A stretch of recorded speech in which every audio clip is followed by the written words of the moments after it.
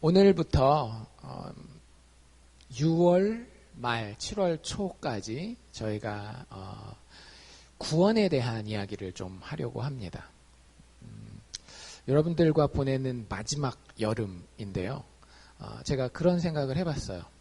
성경에 여러분들 그런 얘기들이 많이 나와 있는 거 아시죠? 구원받은 줄 알고 있는 사람들에 대해서 하나님이 예수님이 직접 구원받지 못한 자로서 평가하시는 이야기들이 굉장히 많이 나옵니다. 교회 다니면서 구원받지 못하는 일이 있다라고 하는 거예요. 여러분들 이걸 굉장히 심각하게 들으셔야 됩니다. 나는 예외라고 생각하지 말고 우리가 이 시리즈를 쭉 들을 수 있기를 원해요. 저 포함해서입니다. 저를 포함해서 인간이 하나님 앞에 구원받는다라고 하는 것은요, 막연한 기대를 가지고 되는 일이 절대 아니에요. 우리가 기독교 가문에서 태어났다라고 해서 하나님 앞에 구원받는 자가 되는 게 아니고요. 착한 일을 많이 하고 하나님을 위해서 뭔가가 되었다라고 해서 우리가 구원받는 게 아닙니다. 최소한 제 생각에는 목회자의 양심으로 제가 목회하는 이 교회에서 구원의 내용을 몰라서 나중에 천국에 갔는데, 저는 알칸사 사랑의 교회 다니면서 이게 구원인 줄 알고 신앙생활 했는데 예수님 날 모르신다 그러면 어떡합니까? 라는 일은 우리 가운데 없었으면 좋겠어요. 우리가 누가 되든지 간에 여러분들 최소한 하나님 앞에 가서 내용은 알고 있었는데 제가 안 믿었습니다. 제가 그걸 진지하게 생각하지 않았네요. 라고 정도까지는 했으면 좋겠어요. 왜냐하면 제가 하나님 앞에서 치러야 될 핏값이 있거든요. 에스겔서를 보면 하나님이 선지자들을 세우실 때에 내가 너에게 나아가서 이성에 있는 사람들에게 하나님에게 장차 임할 분노의 심판을, 정의의 심판을 전파하라고 너에게 이야기했는데, 네가 그 말을 전했을 때에 백성들이 듣지 않는 것에 대해서는 내가 너에게 핏값을 물지 않겠다라고 이야기해요. 하지만 네가 전하지 않았기 때문에 백성들이 구원이 어떤 건지 몰라서 피를 흘려야 한다라면 그들 죄 가운데 죽어가야 되겠지만 나는 너에게서, 내가 파수꾼으로 세운 선지자 너에게서 핏값을 찾겠다라고 얘기를 하셔요. 그래서 그런 의미에서 저는 여러분들이 이 시리즈 동안 쭉 하는 구원에 대한 내용, 아주 어려운 건 아니에요. 그런데 우리가 생각보다 그냥 쉽게 무시하고 넘어가요. 그냥 구원이 쉬울 거라고 생각했어요. 여러분들 구원이 쉬웠으면 성경이 이렇게 두꺼웠겠어요? 아니죠. 그냥 소책자로 다 끝나죠. 이거 하나씩 읽어보고 예스라고 사인하시고 다 천국 갑시다. 버스 떠납니다. 타세요. 이러고 말았을 거예요. 근데 구원의 내용이 어려운 건 아니지만 그 내용을 여러 가지 표현으로 여러 가지 상황에서 반복해도 우리가 알아듣기 쉽지 않기 때문에, 우리의 영혼이 반응하기 쉽지 않기 때문에 성경은 이렇게 두꺼운 책을 통해서 우리에게 하나님의 구원에 대한 설명을 하고 있는 겁니다. 그래서 조금 이게 훈련이 잘 안 돼서 힘드실런지는 모르겠지만 7월 초까지 이 시리즈가 쭉 가면서 여러분들 이렇게 상상하고 설교를 들으시면 좋을 것 같아요. 내가 지금 구원받지 않은 상황이다. 철저하게 구원받지 않은 죄인으로서 이 설교를 들으시기를 바랍니다. 여러분들 내가 그렇게 상상한다라고 구원받은 사람이 지옥 가진 않아요. 그러니까 그건 걱정하지 않으셔도 돼요. 내가 구원받지 않은 사람이라고 하는 전제 하에 구원받지 못할 사람이에요. 실질적으로 우리가.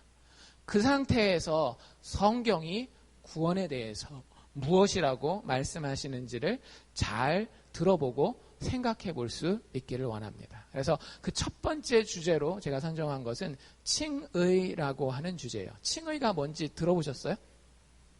제가 가끔씩 던지는 말인데 칭의. 칭칭개도 아니고 칭의. 칭의는 말 그대로 칭한다. 근데 뭐라고 칭하는 거예요?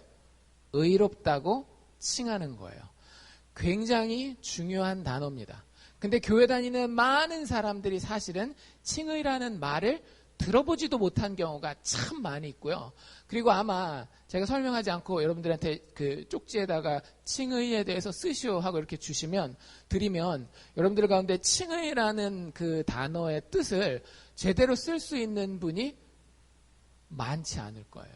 여러분들 물론 우리가 천국 갈 때 종이에다가 시험 보고 천국에 가진 않습니다. 근데 천국에 갈 때 이거는 꼭 기억하십시오.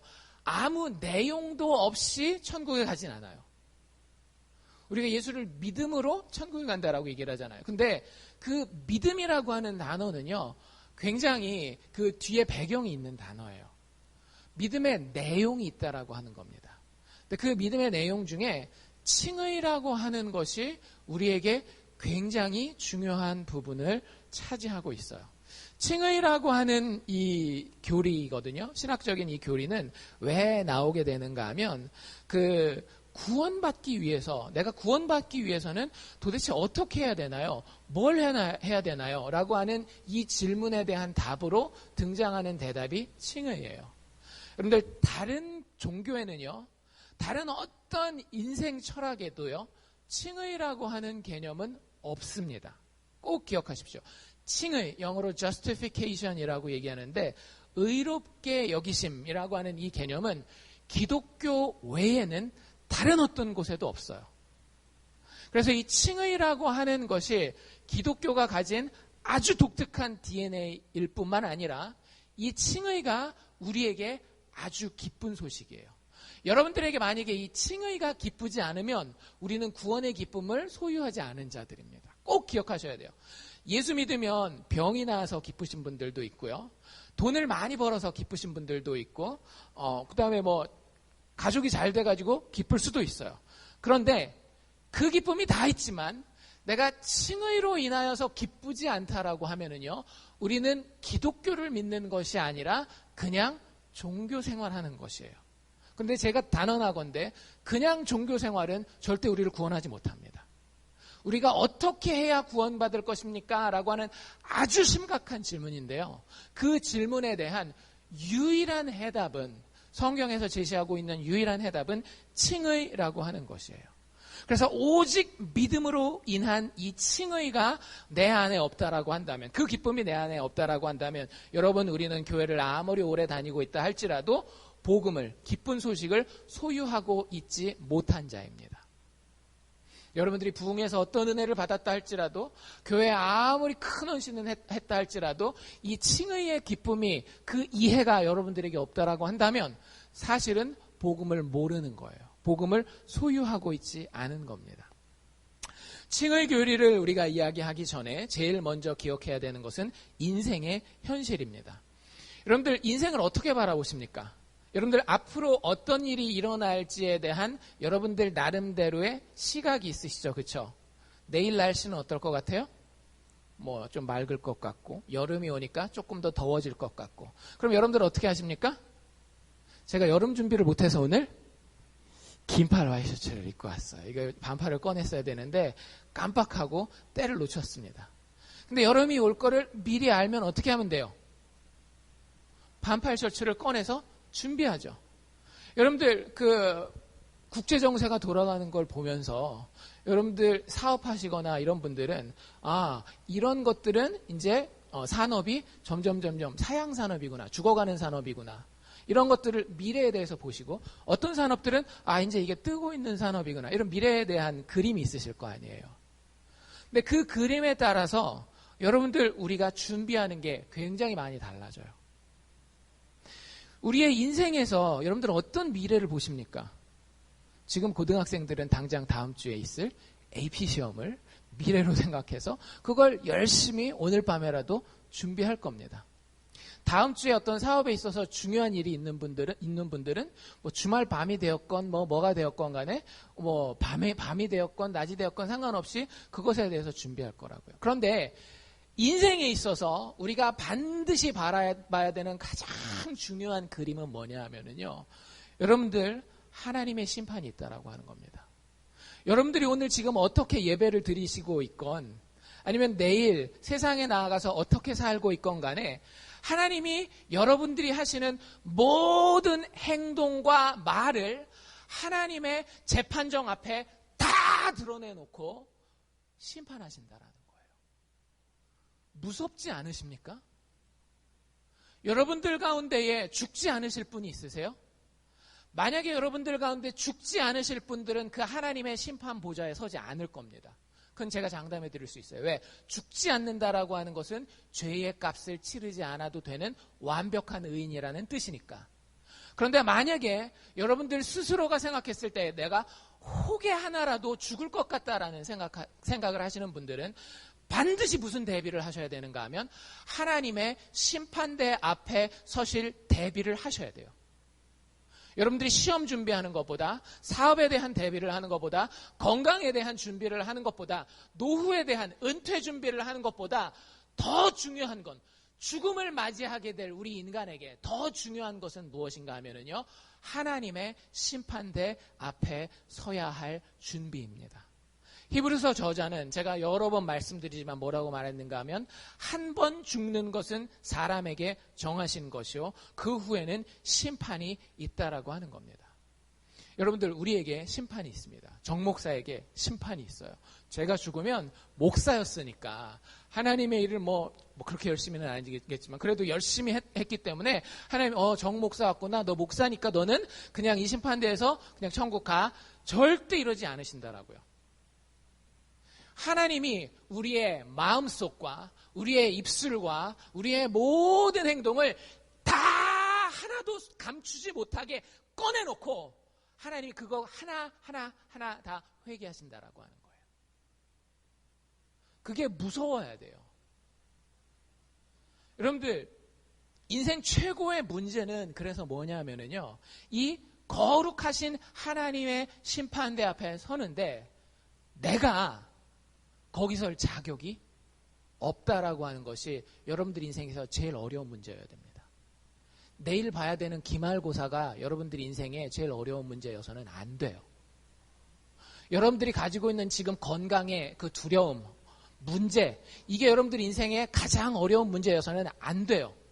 여러분들이 겪고 있는 경제적인 어려움, 인간관계의 문제, 여러분들 이런 것들이 여러분들이 인생의 가장 큰 어려움이라고 한다면 우리는 기독교의 첫걸음도 떼지 못하는 거예요. 기독교의 첫걸음은요, 우리로 하여금 첫걸음을 어디다가 딛게 만드는가 하면 내가 하나님 앞에 큰일 났구나. 내 인생의 가장 큰 문제는 거룩하신 하나님의 심판대 앞에 절대 구원받지 못할 죄인으로 내가 서야 하는구나 라고 하는 것이 여러분들 인생의 제일 어려운 문제여야 돼요. 교회 다니면서 생각해 보셨어요? 뭐가 진짜 어려운 문제인지? 대부분 젊고 철없을 때는 문제가 별로 없어요. 그렇죠? 그냥 부모가 다 해주니까. 근데 나이 들어가면 시험이 제일 큰 어려운 문제라고 생각하고요. 그 다음에 돈, 가정 문제, 이런 것들이 어려운 문제라고 생각해요. 근데 여러분들 그런 것들 다 지나갑니다. 지나가요. 지금 우리 어른분들 중에 기말고사를 걱정하시는 분들 계세요? 없으시죠? 그 애들 다 키워놓으신 분들 중에 자녀 그렇게 막 크게 옛날 어렸을 때처럼 걱정하시는 분들 계세요? 별로 없잖아요. 여러분들 지금 내가 막 죽을 것 같이 큰 어려움도요, 결국에는 다 사라집니다. 힘들죠. 안 힘들다라는 얘기가 아니에요.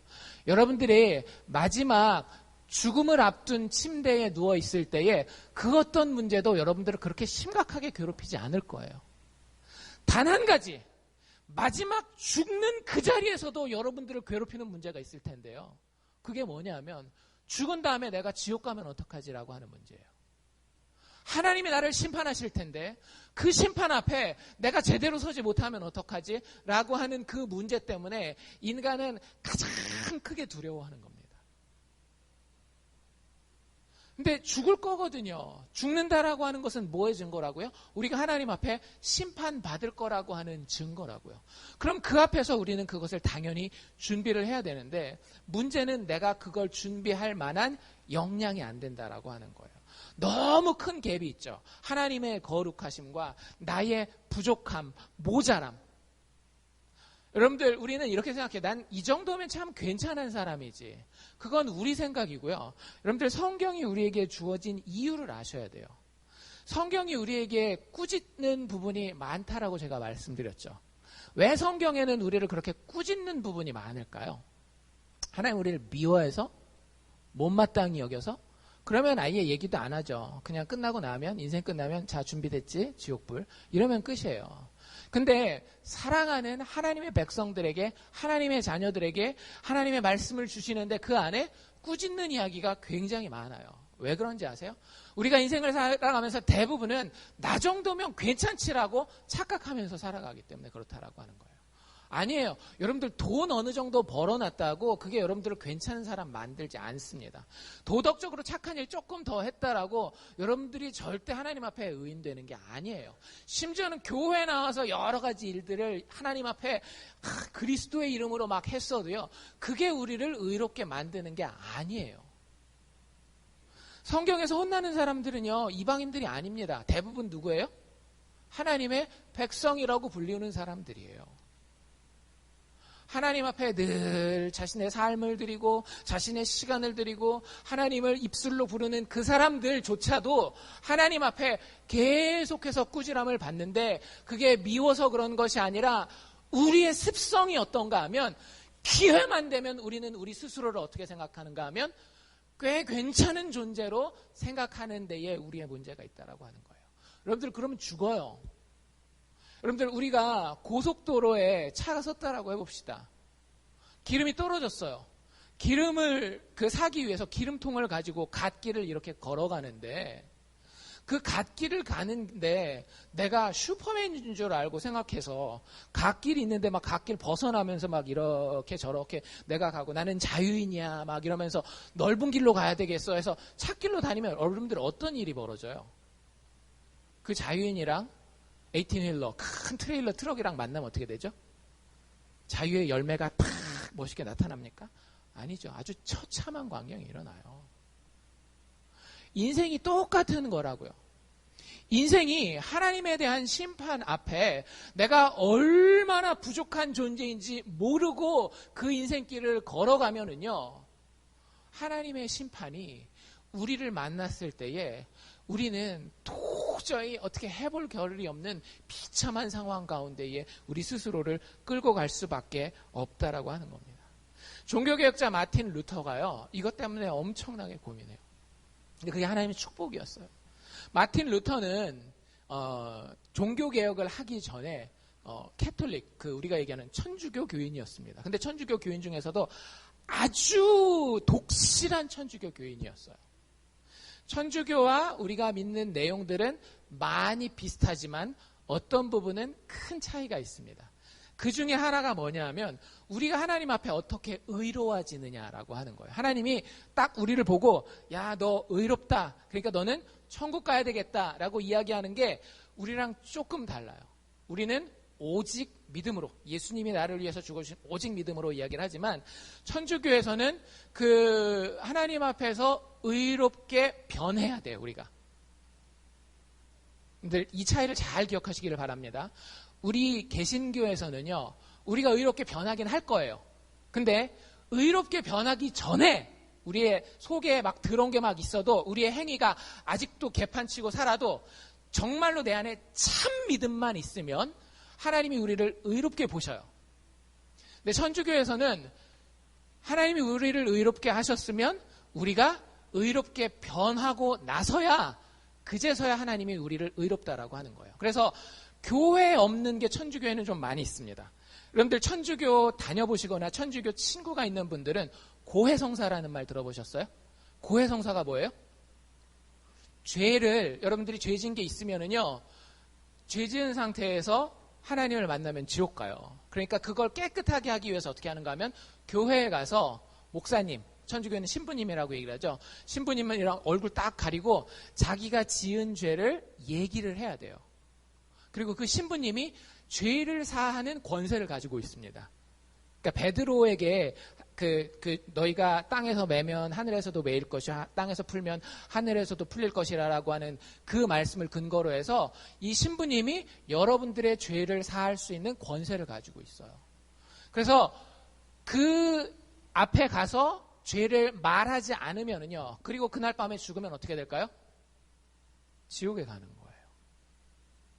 그리고 난 다음에 그 말로 해서는 용서가 안 되는 큰 죄들이 있어요. 그러니까 천주교에 가시면 죄를 두 종류로 나눕니다. 하나는 대죄, 하나는 소죄. 소죄도 죄예요. 그래서 하나님 앞에 심판받긴 하지만 대죄 같은 경우는요, 그냥 고해성사 정도를 해서는 안 돼요. 고해성사를 할 때 신부님이 이거는 대죄입니다 라고 이야기를 하잖아요.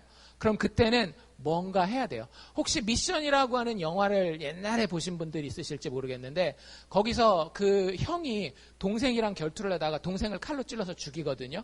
그 여자 문제 때문에. 그런데 그것 때문에 굉장히 큰 죄책감에 시달릴 때에 그 고해성사 할 때 신부님이 뭐라고 얘기를 하는가 하면, 고행을 통해서 이 죄를 해결하라고 이야기를 합니다. 그래서 자기가 동생을 죽일 때 입고 있었던 그 모든 갑옷과 칼과 이 쇳덩어리들 있잖아요. 그걸 지고 폭포수를 올라가게 해요. 그렇게 고생을 하고 그렇게까지 뉘우치면 하나님이 당신의 죄를 용서해 주시고 깨끗하게 해 주시겠다라고 하는 거예요. 그게 천주교의 교리였고 지금도 그거 변하지 않았어요. 근데 그 독실한 천주교 신자였던 루터가 그냥 독실한 그 평신도로만 남아 있었던 게 아니라 수도원이라고 하는 데에 들어갑니다. 수도원 같은 데 가보신 적, 우리식으로 얘기를 하자면 기도원이에요. 그럼 거기서는 다른 거 할 거 없어요. 맨날 하는 게 뭐냐면 새벽에 일찍 일어나서 기도하고, 해 뜨면 나가서 노동하고, 또 들어와서 성경 읽고 같이 모여서 예배 드리고. 죄질 기회가 있어요, 없어요? 참 죄질 기회가 없어요. 수도원에 들어가면은요. 근데 그 수도원에 있는 사람들이 매일매일 그 실천하는 것들 중에 하나가 뭐냐면 이 고해성사를 서로 하거든요. 선배 그 수도사한테 후배 수도사가 맨날 가서 죄를 이야기를 합니다. 대부분 어떻게 했어요? 오늘은 뭐 그렇게 제가 큰 죄를 진 것 같지는 않습니다. 오늘 제가 설거지 당번이었는데 설거지 하는데 좀 게으름 부렸네요. 이게 제가 하나님 앞에 회개해야 될 것입니다. 뭐 이런 얘기들 하고 그럴 텐데, 그러면 5분? 뭐 10분? 이 정도면 다 끝나는 거예요. 근데 루터는 그 고해성사만 하러 들어가잖아요. 기본이 1시간, 2시간씩 걸리는 거예요. 조금 컨디션이 좋은 날은 4시간씩 자기 죄를 이야기를 하고 나옵니다. 여러분들, 우리에게 이런 죄에 대한 민감함이 있어야 돼요. 하나님, 거룩하신 하나님의 기준 앞에 내가 얼마나 큰 죄인인지 단지 행동적인 일뿐만 아니라 나의 결정이라든지 나의 말이라든지 나의 태도, 눈짓 하나 손짓 하나, 그리고 제일 중요한 건 내 속에 있는 생각과 마음이 하나님 앞에서 거룩하지 못했을 때에, 하나님의 계명을 지키지 못했을 때에 하나님의 거룩하신 심판대 앞에 내가 얼마나 두렵고 떨리는 상황 가운데 서야 되는지를 우리가 인식해야 된다라고 하는 거예요. 여러분들, 왜 교회가 세상과 다르지 않을까요? 이 하나님 앞에 섰다라고 하는 인식이 없기 때문에 그런 겁니다. 여러분들, 제가 여러분들 진짜 데려다 놓고 한 분씩 한 분씩 성경책에 나와 있는 여러 구절들을 가르치면서 이렇게 같이 읽어가면서, 집사님, 뭐 권사님, 이 부분에 대해서 정말로 마음에서부터 100% 순종하셨습니까? 하나님이 부모를 공경하라고 얘기를 했는데, 자녀를 노엽게 하지 말라라고 얘기했는데, 진짜 지난주 한 주 동안에 그 마음의 그 가장 깊은 곳에서부터 부모를 공경하셨고, 자녀를 그 주의 교양과 훈계로 양육하면서도 노엽지 않게 하셨습니까? 그 마음의 동기를 한번 살펴보십시오. 그 말 한마디 한마디 제가 다 녹음해놓고 비디오 틀어줄 테니까 보면서 한번 진짜 괜찮은 일주일 살았는지 보십시오라고 제가 여러분들이랑 한다면 여러분들 어떻게 될까요? 다 교회 떠납니다. 다 교회 떠나요. 왜? 견딜 수가 없거든요. 제가 진짜로 여러분들의 참 부끄러운 부분 하나를 어떻게 우연히 알게 됐어요. 그래가지고 그거 가지고 제가 여러분들한테 막 얘기했다라고 해봅시다. 여러분들, 그게 여러분들을 얼마나 괴롭게 할까요? 내가 누구한테 해코지한 게 있어요. 진짜 아무도 모르고 그 사람도 모르고 나만 알아요. 그 사람은 왜 그런 손해를 받는지 모르고 있고, 나는 그것으로 인해서 큰 이익을 얻었어요. 그게 뭐 재정적인 이익이 됐던지 아니면 뭐 공동체적인 이익이 됐던지 사회적인 이익이 됐던지. 근데 그 부분에 대해서 하나님은 짚고 들어오신다라고 하는 거죠. 제가 만약에 그 비밀을 알고 여러분들한테 와서 그거 그렇게 하셨다면서요? 라고 얘기하면 여러분들 마음이 어떨까요? 그러면 안 되시죠. 제가 그분한테 가서 말씀드릴 테니까 가서 사과하십시오. 제가 그렇게 말하면은요, 여러분들 진짜 마음이, 내가 이 공동체, 심지어 리를락을 떠나야 되나? 이런 생각도 하실 분들 많을걸요? 여러분들 그게 일개 목사가 할 수 있는 일이에요. 엄격한 기준을 가지고. 하나님은요, 그것과 상상할 수가 없습니다. 여러분들, 목사도 여러분들이 예배드리는 태도를 가지고 여러분들한테 뭐라고 얘기를 할 수 있어요. 여러분들 그거 굉장히 신경 쓰이거든요. 여러분들이 장사하는 모습 가지고, 여러분들이 공부하는 학교 다니는 모습 가지고 여러분들한테 가서 뭐라고 얘기할 수 있어요. 그게 사실은 그 얘기를 내가 이렇게 게으르다라는 걸 아는 게요, 내가 이렇게 거짓말을 했다라는 걸 아는 게 보통 어려운 일이 아니라고요. 근데 하나님은요, 싹 다 보고 계셔요. 여러분들이 포장하고 교회 나와 있을 때만 보시는 것이 아니라 집에 가서 가장 추하고 가장 밑바닥의 모습을 보일 때도요, 아니 사람들한테는 하나도 안 보이지만 여러분들 마음속에 그 썩어지고 더러운 것들이 있을 때, 아니 제 마음속에 썩어지고 더러운 것이 있을 때에 하나님 보신다라고 하는 거예요. 그리고 하나님 정확하게 뭐라고 얘기를 하시는가 하면은요, 나 그거 굉장히 싫어해. 역겨워. 내 너를 보니까 토할 것 같다. 이게 하나님의 정확한 평가예요. 제 얘기가 아니라 잠언 17장 15절에 하나님 뭐라고 얘기를 하시는가 하면, 악인을 의롭다 하며 의인을 악하다 하는 이 두 자는 다 여호와의 미워하심을 입느니라. 여기서 미워하심은요, 아주 극도의 마음에 그 진짜 참을 수 없는 그 분노를 담은 그 미워함을 얘기를 하는 거예요. 하나님이 우리의 속마음을 다 보시면서 우리의 속마음 가운데에 하나님을 향한 정성도 없고 진실도 없고, 구약 성경의 율법 우리가 다 지키나요? 못 지키잖아요. 가장 대표적인 게 너희는 너희 마음과 뜻과 힘과 정성을 다하여 주 너희 하나님을 사랑하라 그랬어요. 예배 시간에도 우리 못하는 경우가 많잖아요. 이 하나님께 가장 중요하게 예배 드린다라고 하는 이 순간에도 마음과 뜻과 힘과 정성을 다하지 못하는 경우가 얼마나 많아요. 세상에 나아가서는 오죽하겠느냐라고요. 그런데 그 하나님 앞에 서면서 내가 괜찮을 거라고 하는 그런 잘못된 상상을 가지는 거, 얼마나 두렵고 떨리는 일인데요. 그게 구약의 이야기만이 아니잖아요. 신약에도 뭐라고 이야기를 하고 있어요. 예수님이 너희가 탐내는 것 하나만 가지고도 하나님의 계명을 어겼다라고 얘기를 하고요. 너희가 그 계명을 지키는 것으로 구원받기 원한다라고 하면 그 계명 하나 지키는 것으로 만족하는 것이 아니라 모든 계명 다 지켜야 된다라고 얘기를 하시면서, 그 중에 하나 너 이거 제대로 지키냐라고 이야기하시는 게 커벳, 탐내는 것, 탐심 가지는 것. 마음의 문제인데 여러분들 진짜 아무것도 탐내지 않아 본 적 있어요? 우리가 그럴 수 있는 존재가 아니잖아요. 심지어는 형제들의 것도 탐내지 않습니까? 부모의 것도 탐내는 게 우리인데, 그 기준 앞에 여러분들 우리는 굉장히 큰 문제를 가지고 있다라는 사실을 알고 있어야 합니다. 그래서 여러분들이 진짜 교회 제대로 다니고 있다면요, 인생의 최고의 목표는 분명히 이거 하나입니다. 이러한 고민들을 진실하게 가지고 하나님의 심판을 준비하는 거. 여러분들 인생의 목표? 아무것도 안 돼도 좋아요. 세상에서 이야기하는 그 성공하고 인생 되는 거 있잖아요. 그런 거 아무것도 안 돼도 좋더라고요. 오직 한 가지, 하나님의 심판을 여러분들 준비했느냐라고 하는 거죠. 그 심판대 앞에 고개 숙일 겁니까? 고개 들 겁니까? 둘 중에 하나예요. 중간은 없어요. 하나님이 악인이라고 이야기하든지 의인이라고 이야기하든지 둘 중에 하나입니다. 어떻게 이 거룩하신 하나님이 나같이 부정한 죄인을 보고 의롭다라고 이야기할 수 있는 방법이 있을까? 내가 지옥 가지 아니하고 천국에 갈 수 있는 방법이 진짜 있을까? 이 고민이 우리의 삶에 가장 중요한 고민이어야 한다라고요. 아까도 제가 말씀드린 것처럼 하나님은 악인을 의롭다라고 이야기할 수 없는 분이에요.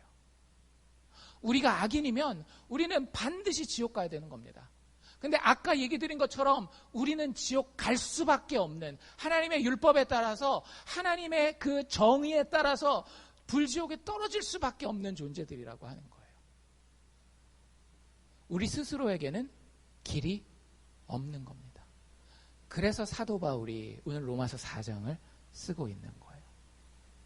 여러분들 뭐가 복이라고 생각하십니까? 돈 조금 버는 거? 자식들 조금 잘 되는 거? 뭐 내가 건강하고 아니면 멋있어서 세상 사람들이 나를 향해서 박수 쳐주고 나의 인기가 올라가는 것? 여러분들 이것이 인생에서 복 받는 거라고 생각하세요? 아니요. 성경의 복의 개념은 전혀 다릅니다. 우리 물론 복에 대한 이야기를 했지만 오늘 이 로마서 4장에 이야기하는 복은 아브라함이 받은 복이에요. 여러분들 아브라함이 어떤 복을 받았습니까? 100세의 자녀를 얻는 복을 받았습니다. 또 그가 거부가 되는 복도 받았어요. 그가 전쟁에 나가면 승리하는 성공의 복도 받았어요. 그런데 오늘 사도 바울이 언급하는 이 복받은 아브라함의 모습에는요, 그런 이야기가 하나도 안 나와요. 어이구 진짜 애기 못 얻어가지고 대가 끊길 뻔했는데 100세 아들을 낳은 하나님의 축복을 받습니다. 이런 얘기? 전쟁에 나갈 때마다 하나님 이기게 해주셨고 뭐 양을 키울 때마다 성공하게, 이런 얘기 하나도 안 나온다라고. 왜? 그건 인생에 굉장히 부수적인 거거든요.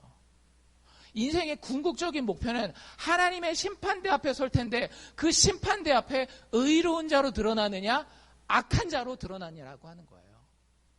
근데 절대적으로 아브라함은요 의로운 자로 드러날 수가 없는 자입니다. 왜? 가장 대표적인 예가 뭐예요? 아내 팔아먹잖아요. 아내를 팔아먹어요. 한 번도 아니에요. 2번이나. 만약에 하나님이 그 아브라함을 아내 팔아먹었는데 그럴 수도 있지 뭐 인생이 힘들잖아 하고 그냥 내가 너 의롭다 해줄게 천국에 가자 이러면 여러분들 그런 하나님을 믿지 마십시오. 그런 하나님은 우리가 믿을 가치가 없는 분이에요. 하나님 스스로가 선언하셨다라니까요. 악인을 의롭다 하는 것 하나님이 지극히 미워하는 행동이라고요. 제가 목사로서도 요즘에 느끼는 게 뭐냐면 성경 공부하고 이러면서 개인적으로 제가 말씀드린 분들도 있지만 목사가 성도들에게 괜찮습니다 라고 이야기하는 게 하나님 앞에서 진짜 굉장히 큰 범죄일 수 있겠더라고요. 여러분들이 괜찮지 않은데 제가 성경을 보고 기도하고 여러분들의 영혼을 묵상해 봤을 때에 정말 여러분들이 괜찮지 않은데 그저 목회 잘한다라는 그런 사람들을 위로하면서 목회 잘한다라는 그런 말 들으려고 여러분들에게 참 아니 괜찮습니다 라고 이야기하는 이 말 한마디가요 하나님이 제 마음에 진짜 많은 찔림을 주셨어요. 너 내가 그렇게 얘기 안 했는데 너는 왜 가서 그렇게 얘기하냐?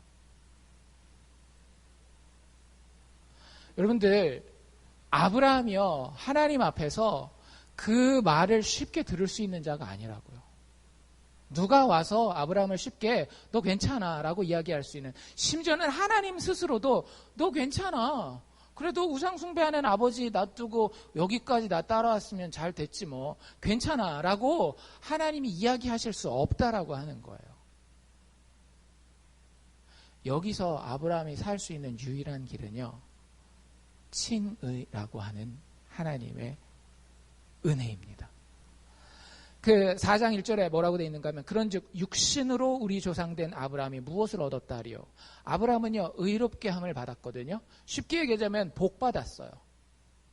이 하나님 앞에서 내가 더 의롭다라고 이야기하면 여러분들 게임 오버예요. 인생의 가장 큰 복을 받은 것이고 모든 부분의 복을 받은 거예요. 여러분들 그건 경험해 보시면 압니다. 경험해 보시면 뭐 돈의 분야가 되건 자식의 문제가 되건 어떤 분야가 되건 이 복을 받은 하나님이 너 의롭다라고 하는 이 복을 받으면은요 모든 게 다 달라져요. 그리고 내가 복 받았구나 경제적인 부분에서, 내가 복 받았구나 자녀의 양육의 부분에 있어서, 내가 복 받았구나 인간관계에 있어서, 내 건강에 있어서 이걸 체험하게 돼요. 근데 그게 아브라함에게 어떻게 임하는지 보시라고요.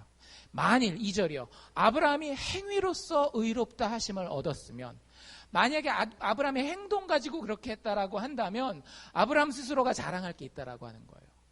여러분들 이 말이 근데 되게 중요합니다. 왜냐하면은요 우리는 다 행한 거 가지고 하나님 앞에 의롭다 하심을 얻으려고 해요. 제가 오늘 이렇게 예배를 드리고 설교를 하잖아요. 그럼 우리 가운데에 벌써 예배 드리는 태도가 달라지는 분들이 있어요.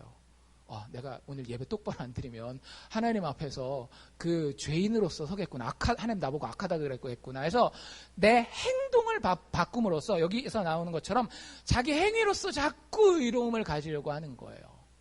만약에 아브라함이 그렇게 했다라고 한다면 하나님 앞에서 아브라함이 자랑할 게 있을 거라는 거예요. 여러분들이 만약에 행위를 가지고 예배 잘 드리는 거 가지고 혹은 뭐 전도를 잘하는 걸 가지고 뭐 헌금을 잘하는 걸 가지고 도덕적으로 깨끗하게 사는 걸 가지고 하나님 앞에서 진짜 의롭다 하심을 받는다라고 한다면 여러분들 자랑하십시오.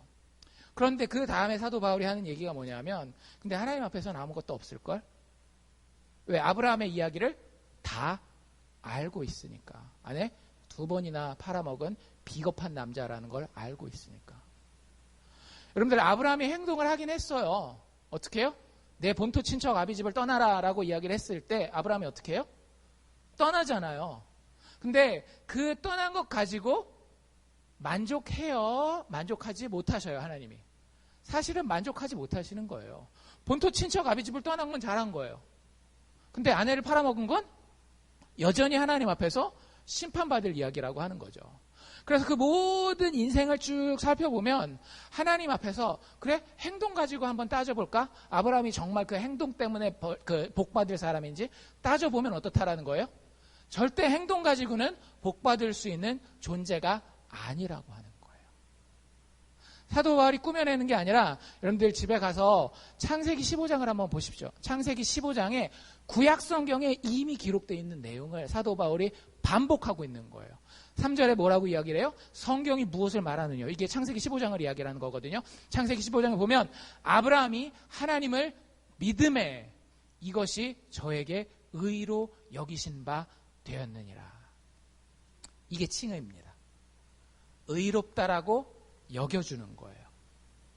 하나님이 우리를 의롭게 만드십니다. 근데 그 의롭게 만드시는 건 칭의라고 이야기하지 않아요. 그리고 그건 복음의 핵심이 아닙니다. 왜?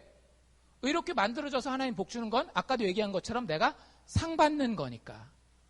의롭지 않은데 내가 자격 없이 믿기만 했더니 하나님이 나를 의롭게 여겨줘야 그게 복 받은 거라는 거예요.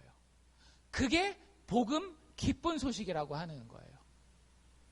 아브라함이 하나님의 심판대 앞에 설 때에 아브라함은 당당하게 설 겁니다. 왜? 하나님, 나는 하나님 앞에서 의롭습니다. 왜 그게 가능할까요?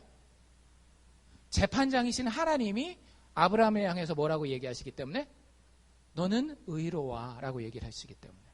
근데 아까도 말씀드린 것처럼 이게 가능하다라고요? 불가능하다라고요? 하나님께 불가능한 일이에요.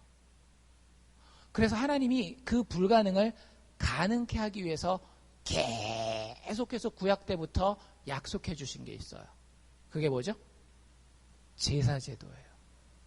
여러분들 제사제도를 잘 생각해 보십시오. 우리가 신한테 뭐 정성을 바쳐요. 이런 건 이해가 되셔요. 왜? 우리가 그 옛날 한국 분들 보면 어머니들이 어떻게 해요? 정화서 깨끗한 물을 떠놓고 비나이다 비나이다 천지신명께 비나이다 해서 빌잖아요. 그럼 뭐가 들어갑니까? 정성이 들어간단 말이에요. 내가 하는 뭔가가 들어가는 거예요. 그 다음에 뭐 헌금을 해요. 불교에서는 시주라고 얘기를 하죠.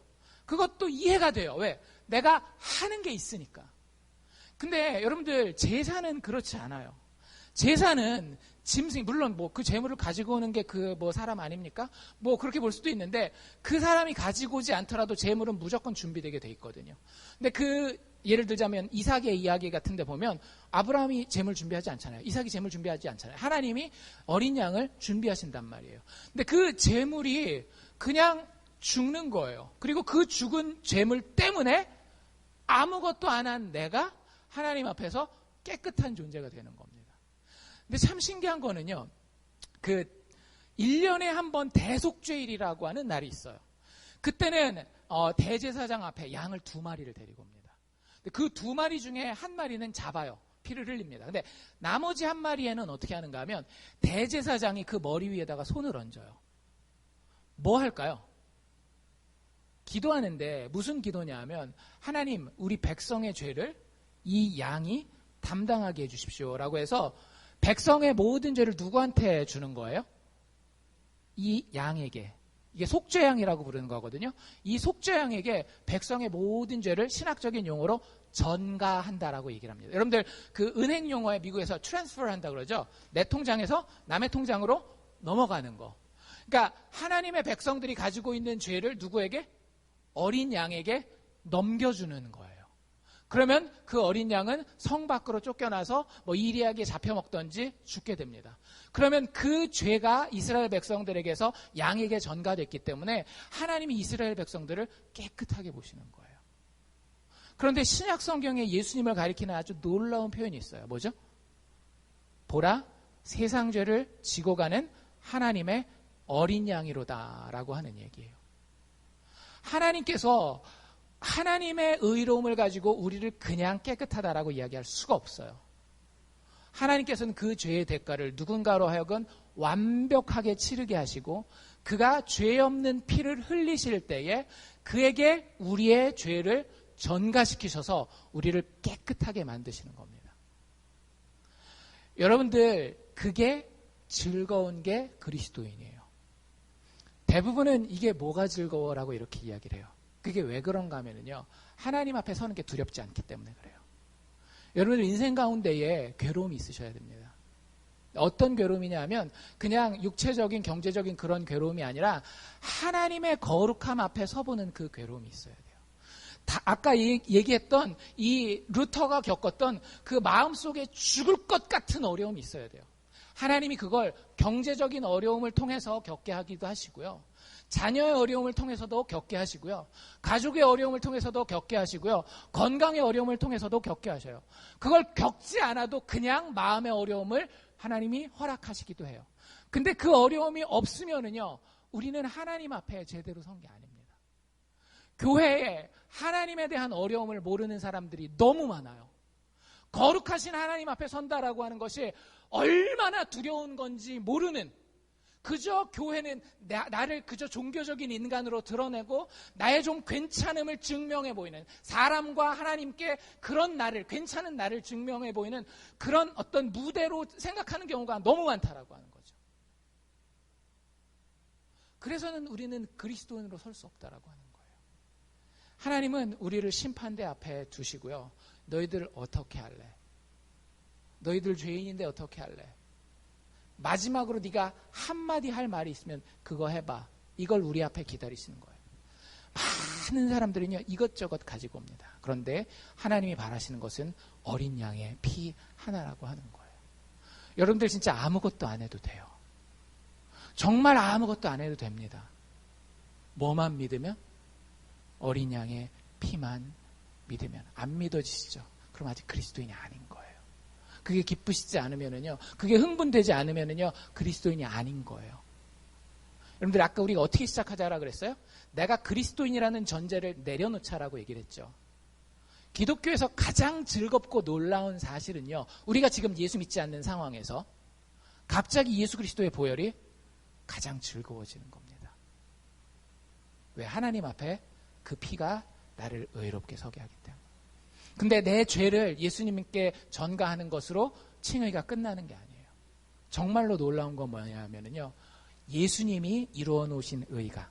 어떤 분이 그런 얘기를 하시더라고요. 만약에 예수님이 우리의 죄만 용서할 거였다라고 한다면 아기로 올 필요가 없었대요. 왜요? 어떻게 하면 돼요? 그냥 어른으로 하늘에서 갑자기 쫙 내려와가지고, 자, 내가 니들 위해서 죽는다 해서 십자가에서 죽으시면 되잖아요. 죄가 없으신 분이니까. 근데 잘 생각해 보세요. 예수님은 아기로 오셨어요. 30년 동안 우리와 똑같은 삶을 사셔야 됐습니다. 왜 그랬을까요? 율법이 요구하는 모든 의를 하나님이 이루시기 위해서. 그 누구도 하나님의 법을 다 지킨 사람이 없어요. 예를 들자면 아까 제가 말씀드렸던 탐심을 가지지 말라라고 하는 것.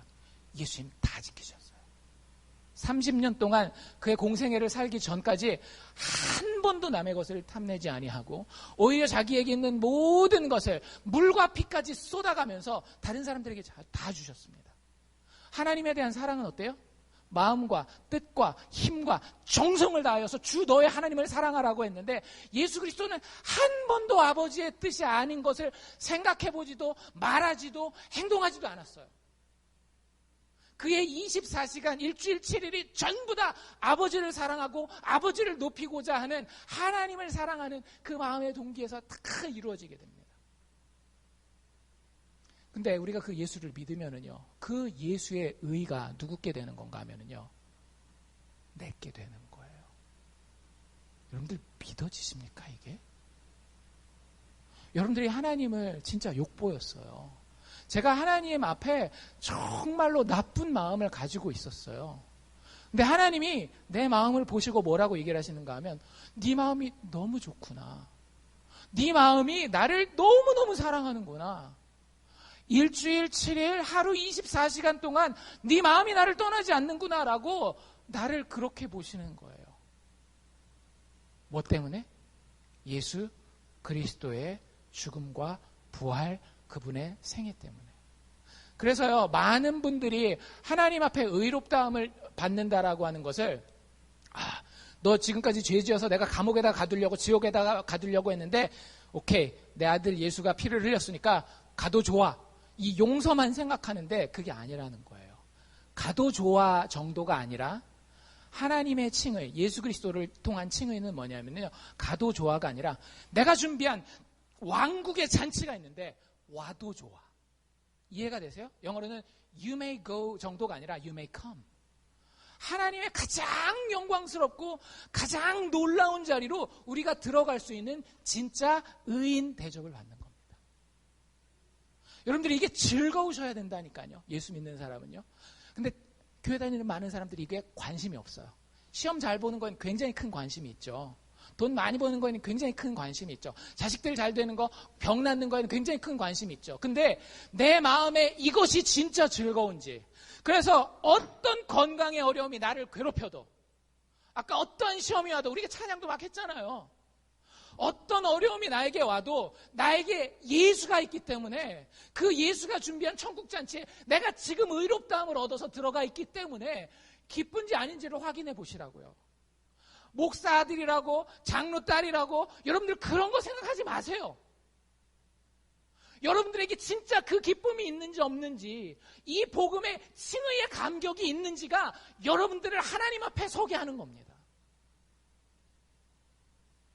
다른 어떤 것 보지 말고 내 속에 그것이 있는지를 확인해야 된다라고 하는 거예요.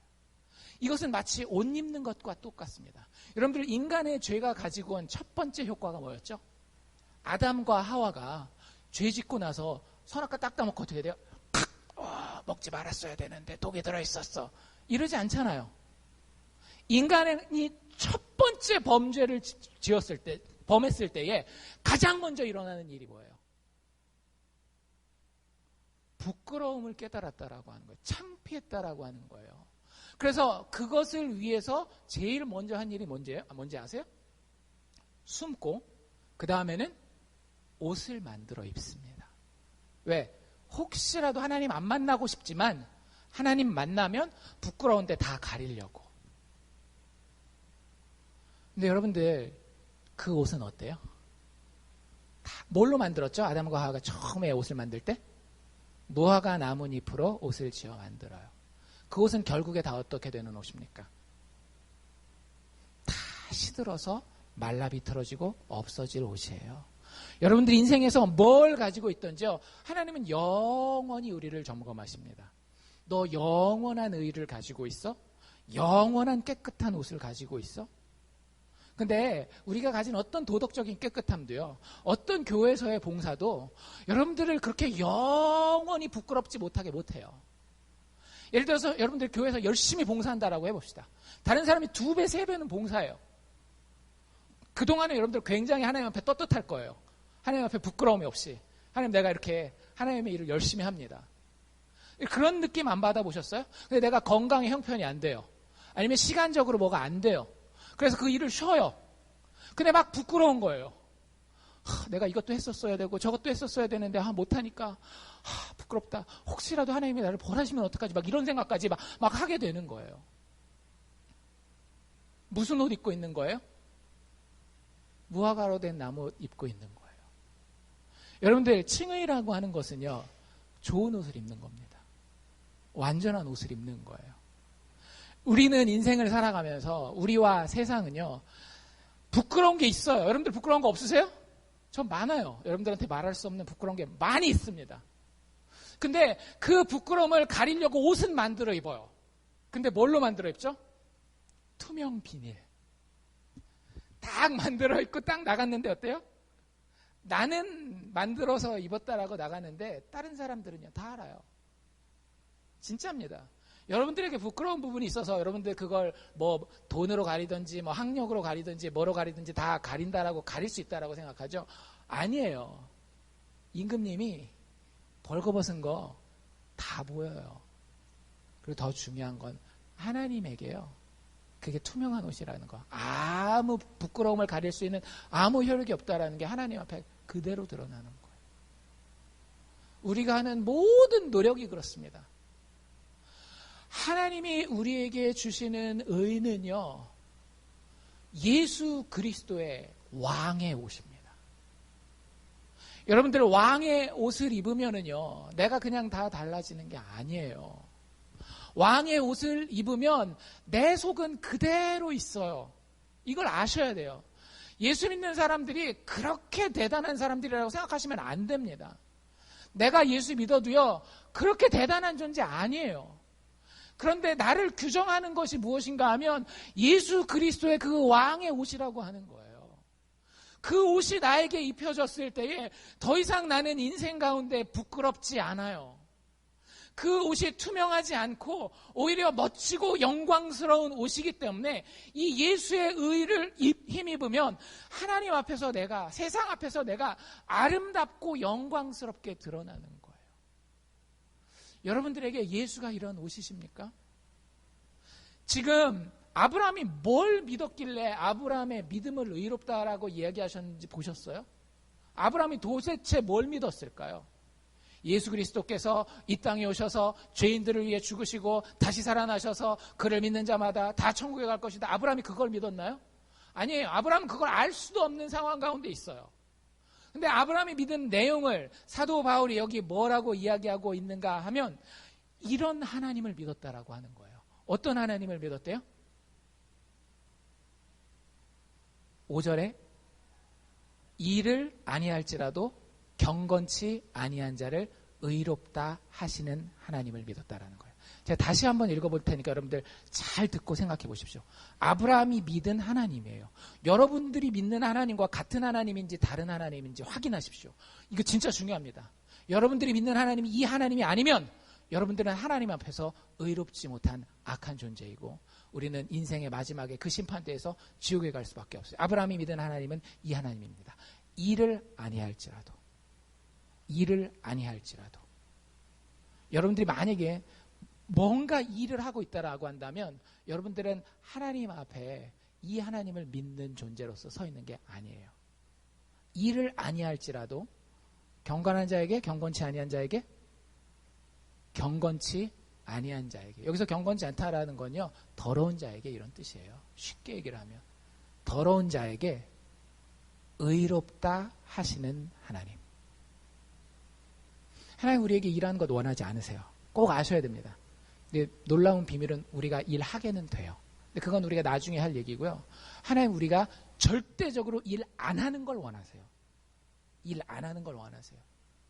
그래야 영광이 하나님께 돌아가기 때문에. 일하지 않아요. 그리고 일을 하고 싶어도 능력이 안 돼요. 여러분들 진짜 하나님을 위해서 열심히 일하고 싶다고 그게 다 되던가요? 안 되잖아요. 여러 가지 상황 때문에, 내 성격 때문에, 뭐 여러 가지 조건 때문에 안 된단 말이에요. 근데 일하지 않을 뿐만 아니라 일할 능력이 없는 그 경건하지 못한 자들을 하나님이 어떻게 하신다라는 걸 믿은 거예요? 의롭게 하신다라는 걸 믿은 거예요. 여러분들 믿으십니까? 아브라함은 아직 십자가를 보지 못했어요. 아브라함은 아직 십자가를 보지 못했습니다. 근데 그가 하나 안 건 뭐였는가 하면은요, 내가 완벽하지 못할 거라는 걸 알았어요. 근데 내가 완벽하지 못할 때 하나님이 찾아와서 뭐라고 얘기를 했는가 하면 내가 너에게 복을 주고 복의 근원이 되겠다라고 얘기를 하신 거예요. 그러니까 아브라함이 우리와 똑같은 상식을 가지고 있었던 사람들입니다. 그게 안 믿어지는 게 당연한 거예요. 내가 자격이 안 돼요. 내가 상황이 되면 아내도 팔아먹을 수 있는 파렴치한 존재라는 걸 알고 있어요. 그런데 그러한 나를 하나님이 찾아오셔서 어떻게 해요? 너 의로워, 깨끗해, 복 줄 거야. 이 사람은 어떤 사람인가 하면 아내 팔아먹을 수 있는 사람이면 누구까지도 팔아먹을 수 있는 사람이에요. 자식도 팔아먹을 수 있는 사람 아니겠어요? 자식 팔아먹어야 되는 그 상황, 뭐 일부러 자기가 그런 건 아니지만 죄 가운데에 자식의 죽음을 어떻게 자기가 해볼 수 없는 그 상황, 일할 수 없는 아브라함에게 하나님이 어떻게 하셔요? 하나님이 준비하신 어린 양을 보내주시지 않습니까? 그 하나님을 믿은 거예요. 일하지 않는 자, 그래서 깨끗할 수 없는 그 사람을 너 깨끗해, 그거에 대한 대가는 내가 다 치를게 라고 이야기하는 그 하나님을 믿은 믿음을 의롭게 여겼다라고 하는 거예요. 여러분들, 우리도 똑같은 원리 가운데 하나님 앞에 칭의, 의롭다 여기심을 받는 겁니다. 우리가 아무것도 할 수 없어요. 여러분들 죄 지을 겁니다. 제가 장담하죠. 오늘 집에 가서 오늘 저녁에라도 마음으로, 행동으로, 태도로 죄 지을 거예요. 하나님이 정말로 싫어하시고 지옥불 가운데 그 모든 죄를 다 태우기를 원하십니다. 그런데 내가 하나님을 예수 그리스도 십자가 통해서 바라보면 그 예수 그리스도가 나의 옷이 되어서 내 속에 있는 더러운 아무것도 보이지 않고 예수의 깨끗함과 예수의 의로움만 하나님의 눈앞에서는 보이는 거예요. 그래, 너 정 목사, 목사라는 타이틀이 중요한 게 아니라 네가 예수 옷 입고 있구나. 너 의로워. 나의 잔치에 들어와라. 일한 것이 없이 하나님께 의로 여기심을 받는 사람. 하나님이 그냥 그렇게 여겨주시는, 그리고 그 대가는 자신이 다 치러주시는 그 사람이 복이 있다라고 하는 거예요. 여러분들, 이 복음을 붙드시기를 바랍니다. 이 칭의가 없는 복음, 이 칭의의 감격이 없는 복음은요, 사도 바울이 뭐라고 얘기했는지 아세요? 만약에 하늘에서 천사가 내려온다 할지라도, 심지어는 내가 너희들에게 다시 가서 이야기한다 할지라도 이 오직 믿음으로만 얻는 예수 그리스도를 통한 칭의에 대해서 이야기하지 않고 이 칭의에 감격하지 않는 복음을 전한다라고 한다면, 내가 되었건 사도 바울 자신이 되었건 하늘에서 내려온 천사가 되었건 하나님의 저주가 임할지어다. 여러분들, 이게 복음의 핵심이라고 하는 거예요. 우리가 구원받는 원리가 거기에 있다라고 하는 거예요. 교회 다닐 때에 다른 거, 뭐 좋은 것들 많이 있겠죠. 한인 이민 사회에서 우리가 얻을 수 있는 것들 많이 있겠지만 아무것도 하지 않으셔도 돼요. 아니, 하지 말으셔야 돼요. 아무것도 하지 말고 이 예수의 칭의가 내 앞에 아름다워서 하나님 앞에 섰을 때에 여러분들 마음이 편하셔야 됩니다. 깨끗한 게 뭔지 알지만, 내가 그게 되지 않지만 하나님이 나를 깨끗하다라고 말씀하시는 그 말씀이 계속해서 믿음의 통로를 통해 내 안에 들리는 거예요. 그 사람이 복 있는 사람이라고요.